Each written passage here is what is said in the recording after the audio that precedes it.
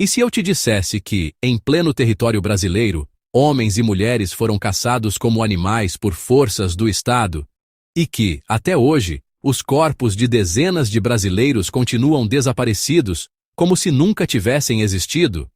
Por que esse episódio nunca aparece nos livros escolares? Quem está escondendo a verdade? E o mais assustador, será que o governo brasileiro ainda sabe mais do que revela?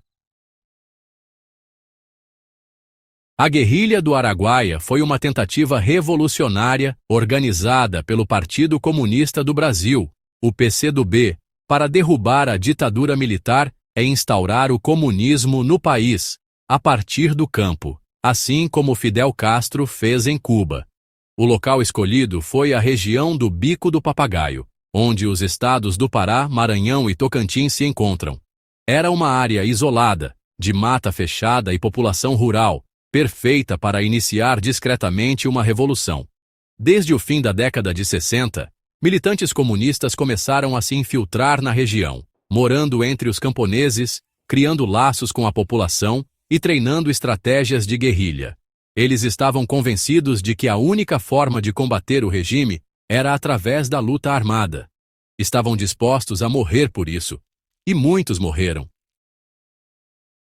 O governo brasileiro, ao descobrir a movimentação no Araguaia, entrou em alerta máximo. Mas, em vez de anunciar ao público, optou por algo mais sombrio, uma operação secreta, liderada pelo Exército, com autorização para agir sem restrições.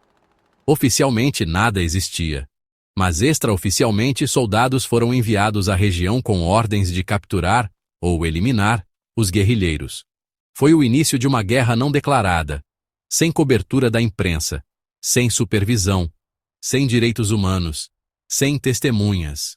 Os camponeses da região foram ameaçados a não ajudar os guerrilheiros.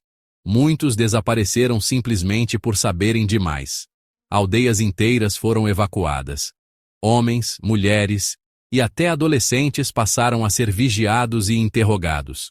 Mas o massacre do Araguaia não foi apenas um assunto interno do Exército Brasileiro. Documentos desclassificados sugerem o envolvimento indireto dos Estados Unidos, que forneceram apoio logístico, treinamento e orientação estratégica ao regime militar. Isso fazia parte da chamada Doutrina de Segurança Nacional, uma política da Guerra Fria promovida pelo Eisenhower para conter a disseminação de movimentos comunistas na América Latina.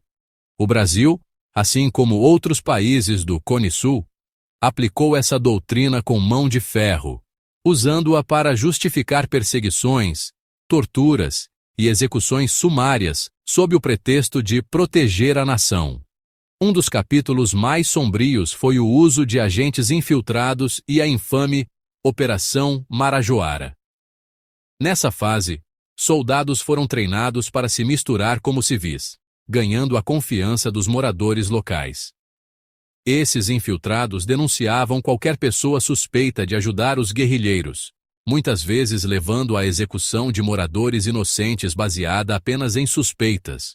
Foi durante essa operação que muitos desaparecimentos ocorreram, sem registros, sem testemunhas, sem retorno. Até hoje, a batalha legal por verdade e justiça continua. Em 2010, a Corte Interamericana de Direitos Humanos condenou o Brasil por sua falha em investigar e responsabilizar os envolvidos nas mortes do Araguaia. No entanto, o Exército se recusa a abrir totalmente os arquivos, alegando segurança nacional. Décadas se passaram, e algumas famílias morreram sem nunca ter sepultado seus entes queridos. Muitos ativistas acreditam que ainda existem covas clandestinas não descobertas, escondidas nas profundezas da selva. A pergunta assombrosa permanece: o que ainda está sendo mantido nas sombras? A caçada começou com reconhecimento discreto, mas logo se tornou um massacre brutal. Foram organizadas 3 grandes campanhas militares entre 1972 e 1974, com apoio da Força Aérea, serviços secretos e unidades de elite.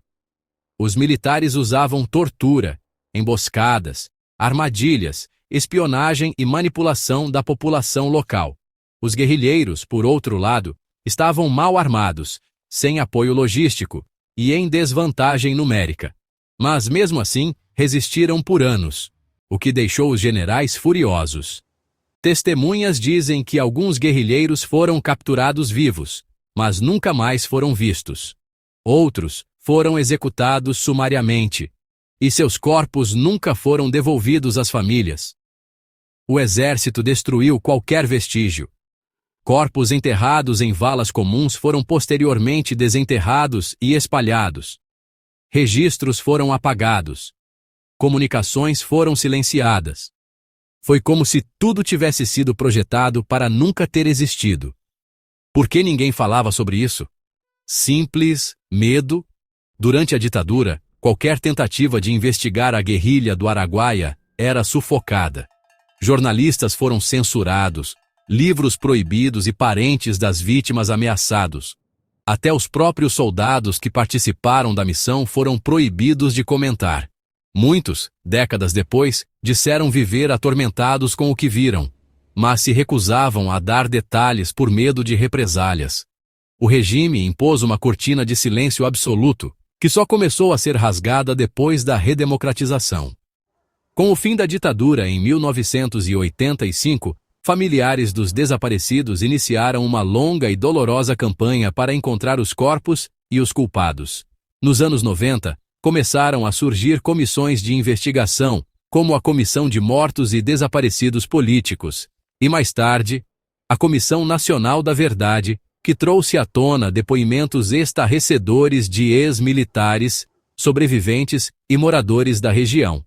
Mas, mesmo com tantas provas e testemunhos, ninguém jamais foi responsabilizado criminalmente.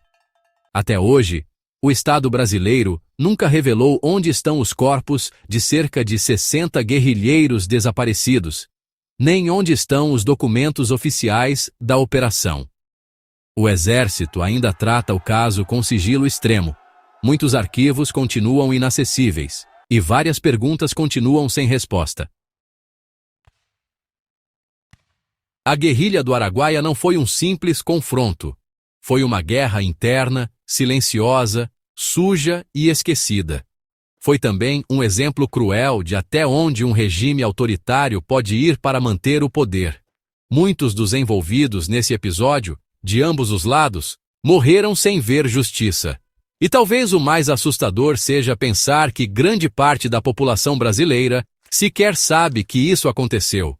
Como é possível que um país esqueça um capítulo tão sombrio da sua história? O que ainda está sendo escondido sobre a guerrilha do Araguaia? Onde estão os corpos dos desaparecidos?